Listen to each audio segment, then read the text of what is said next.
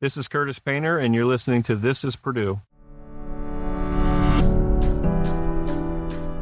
Hi, I'm Kate Young, and you're listening to This is Purdue, the official podcast for Purdue University. As a Purdue alum and Indiana native, I know firsthand about the family of students and professors who are in it together, persistently pursuing and relentlessly rethinking. Who are the next game changers, difference makers, ceiling breakers, innovators? Who are these Boilermakers? Join me as we feature students, faculty, and alumni taking small steps toward their giant leaps and inspiring others to do the same. I think what's great about residing in Indiana and so close to Purdue is there's so many fans around the area. I mean, you see Purdue shirts at the grocery store, and Purdue fans are always very friendly to me. I like that we're close, and my family and I can get up to games, whether it be football, basketball, or what have you. I love going back to campus. Boilermakers on first down. There's a pass into the end zone. Tipped, still caught by Keller with a touchdown. Direct snap to Painter out of the gun. Goes deep in the left corner, fade, and a touchdown to Greg Orton. It's finally fall in Indiana. The leaves are turning, the days are getting shorter, and the weather is getting cooler. And with fall comes the return of football season. So it's a perfect time to catch up with one of our former Purdue football stars. In this episode of This is Purdue, we're talking to former Purdue and NFL quarterback Curtis Painter. Curtis, a member of Purdue's legendary cradle of quarterbacks, shares more about his experience at Purdue, some of the biggest moments of his NFL career, including what it was like playing with football icons Peyton and Eli Manning, and his family's long-standing legacy in Purdue Athletics. A quick listener note, we shot this interview right in Curtis's backyard on a beautiful sunny day, so special thanks to the Painter family for their hospitality as we took over their backyard with our equipment. But you may hear the neighborhood pond's fountain in the background throughout this interview. All right, let's get to it. Curtis, thank you so much for joining us on This is Purdue, the official university podcast. We are thrilled to talk to you today. So let's kick it off with your Purdue journey. Tell us about when you first heard about Purdue and why you eventually decided to play at Purdue and go to Purdue. Yeah, well, first of all, thanks for having me. You know, Purdue's actually been part of my life for quite a while, even before me going there for college and everything. My grandfather played basketball there. I had an uncle that played football. My dad went there as a student, many other family members as well. So I've kind of grown up a Purdue fan.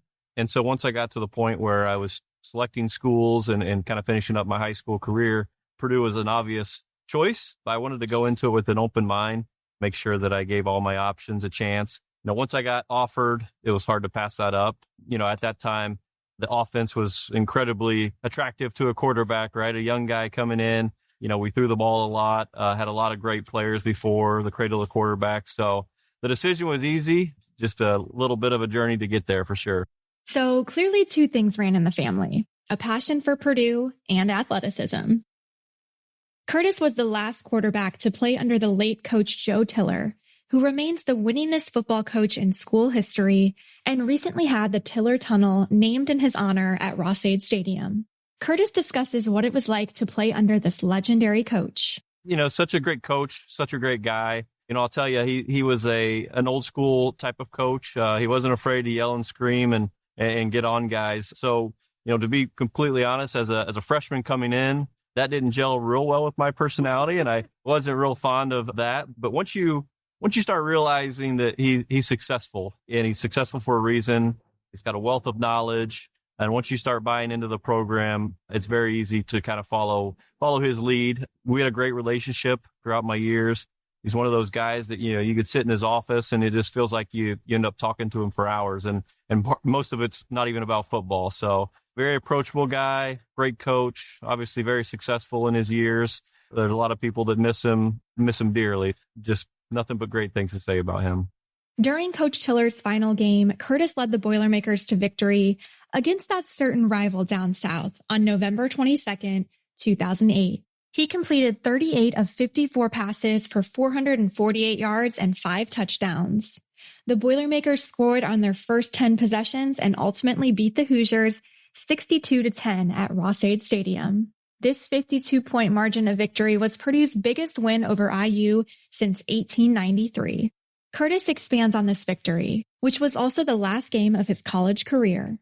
What was it like to wrap up your college career that way? And what did it mean to you? That was Coach Tiller's last game as well. So what did it mean to you to send him out on such a great note? We all want to kind of end on a bang, right? That's the reason why that saying is around. So just to be able to do that, leave on a high note was incredibly special. My last home game, at that point, I didn't know if I was going to play another down of football in my life. So I certainly hoped I would. So just to be able to end on a high note was huge. It was kind of a perfect storm. Coach Tiller's last year, a lot of my peers, the senior class, our last game. It was an incredible honor. But, when I look back, I'm certainly such a small part of the Tiller era. A lot of good players came through. He won a lot of great games, Rose Bowl, bowl games, and all those kind of attributes. So to be able to send him out on a high note and at least be a part of that was awesome. Really glad we had such a great game to send him off well. What was the locker room like after that win? As you could probably imagine, it was pretty exciting. It lets your imagination run on that one, I guess. Nothing else needs to be said. I asked Curtis about his favorite memory during his time playing for Purdue. And surprisingly, it wasn't that game that we just discussed. It's actually a memory from his first year at Purdue, when he wasn't even the starting quarterback yet. I often get asked that, and it's easy to point out bowl games, the IU game, certain games and plays. Those things always stick in your memory. But I think when you just try to sum up a great experience, it's running on the field for the first time. I played at a pretty small school in southern Indiana for high school. And so running out on the field in front of 50, 60,000 people for the first time is quite a rush. That freshman year, even though I wasn't playing, Kyle Orton was a senior. Just being in that situation was pretty remarkable and something feeling that you'll just never forget. It's just weird when you go back to campus and you start thinking about it. It's going to sound corny, but smells come back to you. You've got the different things, the concession stands and the fans. And it's funny how it all rushes back to you just being on campus and going to games. And I'll never forget that moment for sure. Curtis also shares his favorite memories as a Purdue student. Football was such a big part of my life, right? And part of my college experience that most of my memories revolve around that. But I think some of the best times as a student or maybe outside of sports were the summers. We were, as athletes, or at least on the football team, we were required to be there and, participate in practices and stuff. But we also took classes. And so I just think that the summertime was a lot of fun. We weren't in the hustle and bustle of, heavy practices where they obviously mattered, but it wasn't a huge focus. So we had a little bit more downtime in the summer, and we got to maybe get a glimpse at a college student life for a little bit of time. So I would say those are probably my favorite. I have heard from other players that the pool parties in the summer were not to be missed. Yeah, yep, it was a good time. So, and I had a summer birthday, so it was nice to be on campus and celebrate that. So Curtis was born in Illinois, but later moved to Vincennes, Indiana. He played quarterback at Lincoln High School as a 3-year starter who set school records with 5,039 passing yards and 49 touchdowns. He was a Mr. Football finalist and selected to the Indiana All-Star game as a senior, leading the team to an 11-2 record and conference and sectional championships. And then, as we know, Curtis went on to play in college at Purdue, right here in Indiana. But where it gets really interesting and quite unique, really, is when the Indianapolis Colts drafted Curtis in the 6th round of the 2009 NFL Draft. So let's talk about you being drafted. You grew up in Indiana, you went to school at Purdue in Indiana, and then you get drafted by the Indianapolis Colts. What were you feeling? You got to stay here in Indiana and kind of plant roots. Incredibly fortunate for a number of different reasons. But I always tell people, if I got drafted to California team or New York team, I'm not sure I would have made it as long as I did. I'm a homebody. Just being able to be in a state where there's so much support. Most of my family lives here. Obviously had a lot of friends that went to Purdue that were from Indianapolis. So, being able to go to games and see that support staff was huge for me. I think what people don't realize, and not to downplay anybody's job or anything, but the NFL is it's a business, right? And so everybody had a job to do, and there was a lot more that went into it than I think a lot of people realize. So having that support staff around when you're struggling or when you're grinding, that was a huge help. So I'm very fortunate for that. And then, just to be on a great team, a successful team, a lot of good players on it. That was all very, very fortunate for me. Now, did you know that you were going to the Colts, or what was that recruitment and draft process like? Yeah, no, I didn't. I had no idea. And I didn't even really have a team that I was hopeful for. At that point, you just want to make a team, right? But ironically, there were two teams that, if I remember correctly, two teams that I never talked to, whether it be an in-person interview or a phone interview or at the combine, and that was the Colts and the Steelers. So kind of ironic that maybe I was so close to home they didn't need to ask me any questions. They knew all they needed to know. But I always thought that was kind of funny, and it's kind of a surreal moment when you get the phone call and you're trying to watch the draft but not get too excited, and then you get the phone call, and it's pretty special. I was able to spend it with a lot of friends and family at my parents' house, so really great memories there too. Curtis played in 11 games with the Colts and started in 8 of them over 3 seasons. And he played backup for a pretty iconic NFL quarterback and a Colts fan favorite, Peyton Manning. Have you ever heard of him? So when Peyton was injured, Curtis was in. I asked Curtis what was going through his mind during that first NFL game as he took the field to play on that big stage in front of millions. A lot of emotions, for sure. I mean, that's kind of, on the surface of it, that's what we all, or at least, probably young guys like me, you grow up, you want to play in the NFL, right? You want to make it to the elite stage. So, I made it there, getting ready to play in my first game. So a lot of just incredible emotions, probably a lot of nervousness, scared, all that kind of runs into it. But, once you get the game going, you kind of forget about all that, outside factors, and you focus on the game.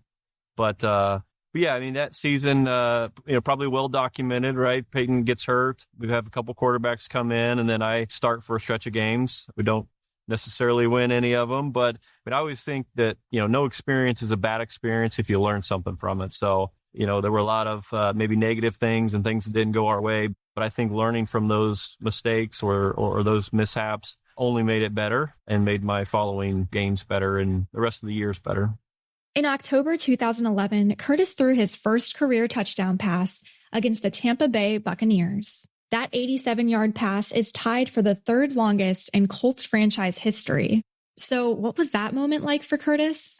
Once you do that, that's a cherry on the top, right? If I remember correctly, it was a night game in Tampa, obviously. I can't remember if it was Sunday Night Football or Monday Night Football, but, a lot of emotions, is kind of like, we did it type of emotion.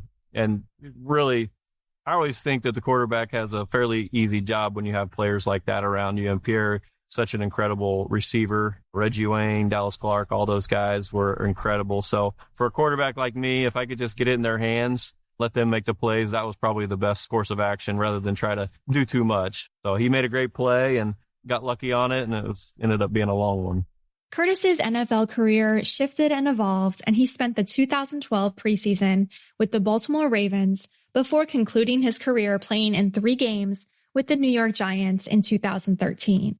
Okay, so are you putting the pieces together yet? Colts, Peyton Manning, New York Giants, Eli Manning? That's right. Curtis serves as the backup quarterback to both Manning brothers. Something really cool about you is that you played with both Peyton Manning and Eli Manning. Mm-hmm. Do you have any insider stories, anything fun about those two? I will say I love to watch them on TV and the Monday Night Football stuff that they do. And I will say that everything that you see is pretty genuine. They're both, funny guys. They give each other crap all the time. They're great people to be around. For me, very fortunate to, like I mentioned, to go to the Colts and learn behind Peyton. Such a true professional. When you look at the end of the day, technically I was fighting for the same job he was, but he never approached it like that. He wanted everybody around him to elevate their game, and that would mean the team was more successful. So helped me out tremendously. Greatly enjoyed my time with him. And the same with Eli. I was only with him for a little over a year, but the same, true professional. It's incredible how successful that family is, right, in the sporting world, and even the young ones coming up. Love my memories with those guys and the rest of the teams. Could you ever have imagined back then that they would have this successful, their own football show, essentially? What don't they have their hands in, right? I think, Peyton has a whiskey brand that he's with and the TV show. So that Netflix quarterback show that he's executive producing. Yeah, I mean, I don't think I necessarily saw that coming, but it doesn't surprise me. Those guys, tremendous workers. So anything they put their mind to, they'll be successful. And that's kind of case in point with everything that they've done. As for some of Curtis's favorite memories during his time in the NFL, he shares more about his experience going to Super Bowl XLIV with the Colts in 2010. best memory would probably be the Super Bowl. My rookie year, we went down to Miami, played the Saints. We didn't win, but to be a rookie and to go to the biggest stage, terrifying that I was one play away from actually playing if Peyton ever got hurt. But, you see on TV when the Super Bowl's playing and the kickoff and you see all the cameras flashing, it doesn't quite do it justice unless you're there. So I think for the first probably 30 seconds, I just stared at the crowd and just watched everybody take the pictures when the ball was getting kicked, and just such a surreal moment. Great time. Obviously, we lost the game, but one of those things that you just never forget. Did you catch up with Drew Brees after the Super Bowl that year? I'm sure I did. Maybe not afterwards. He was probably celebrating, but I know within the course of the week, we definitely were able to see each other and at least say hi. But yeah, what a game they had and he had, and congrats to them for sure.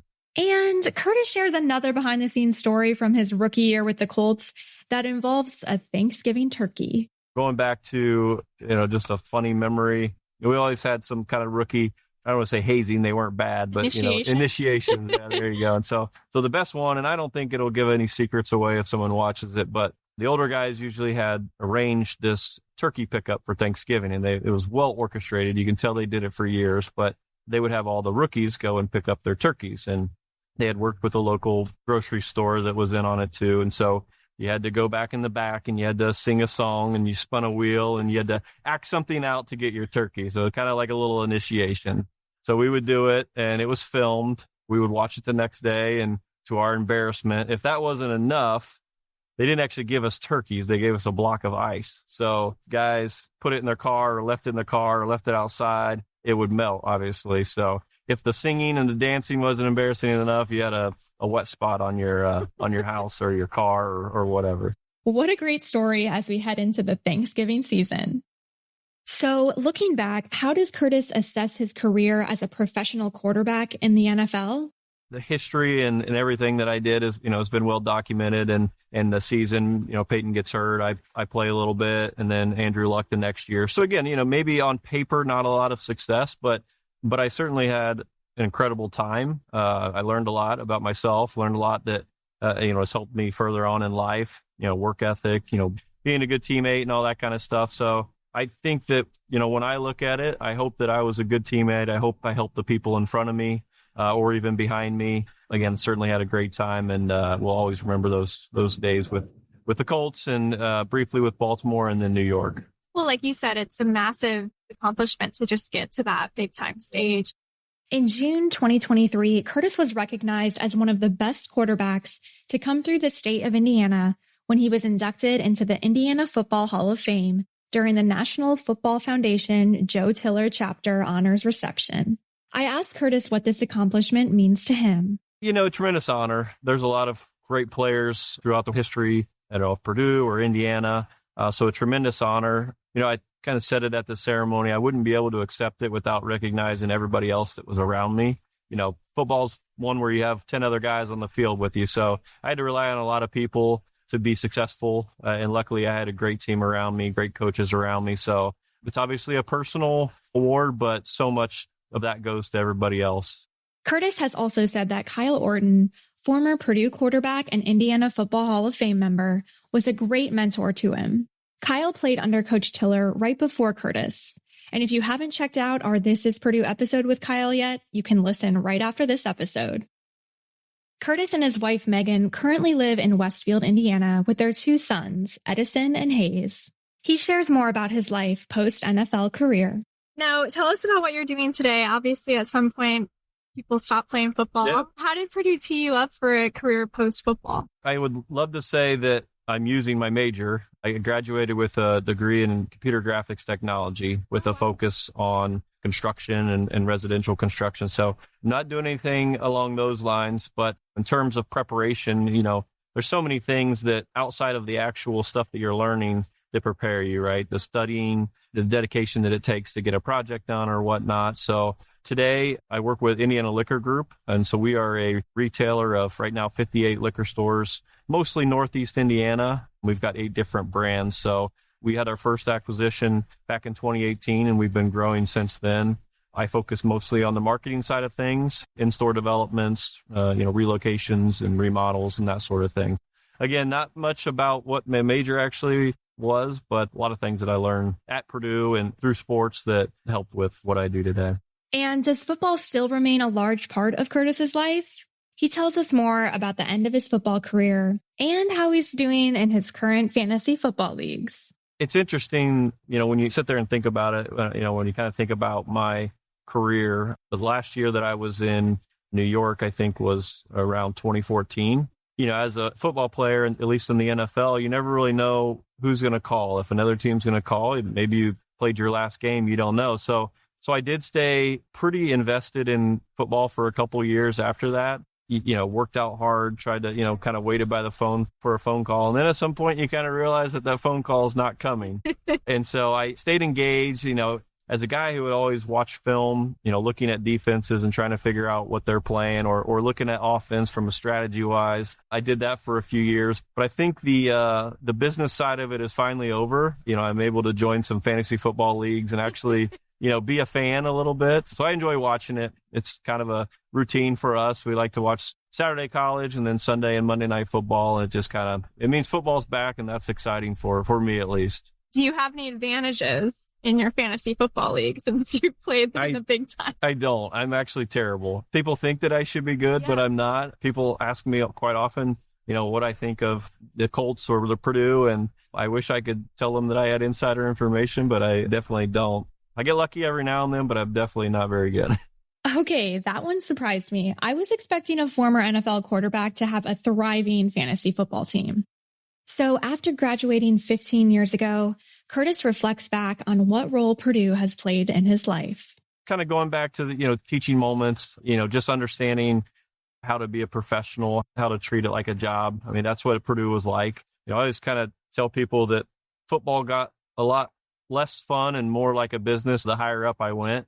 High school was fun. We all had a great time. Not that we didn't focus on football, but we had a lot of fun. And then, you go to college and obviously it's still a lot of fun, but there's a little bit more riding on college than there was high school and then even to the next level. So just understanding kind of that business aspect, work ethic, what goes into it. I think that in general will always stay with me and help me in life.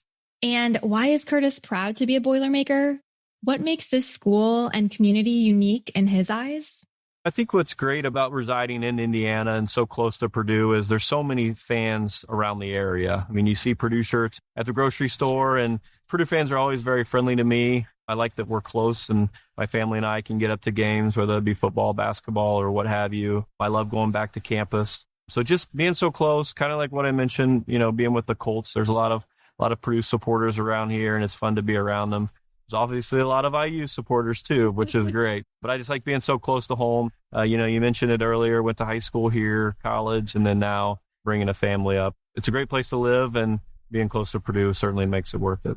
And finally, Curtis reflects on what the Boilermaker spirit and the avid Purdue Athletics fans mean to him.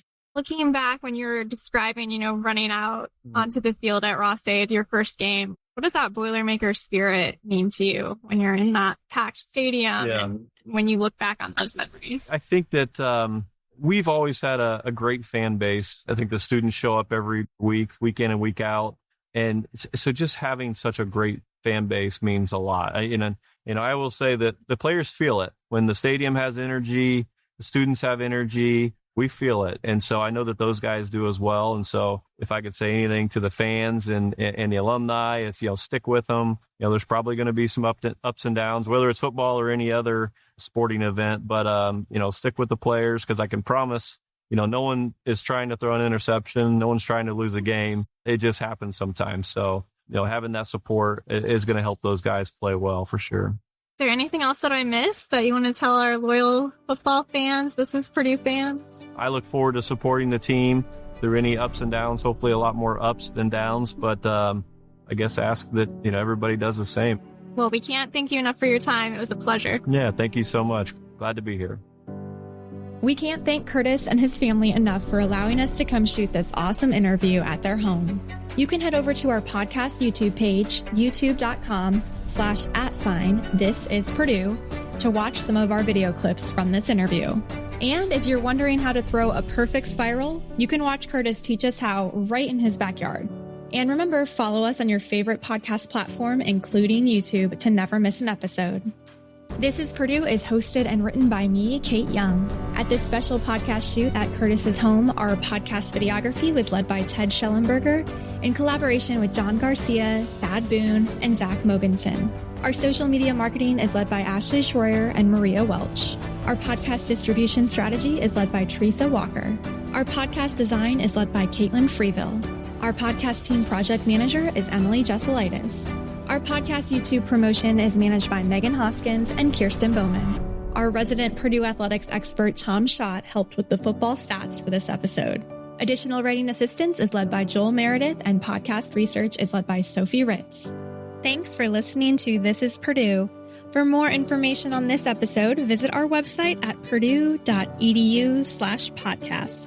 There, you can head over to your favorite podcast app to subscribe and leave us a review. And as always, boiler up.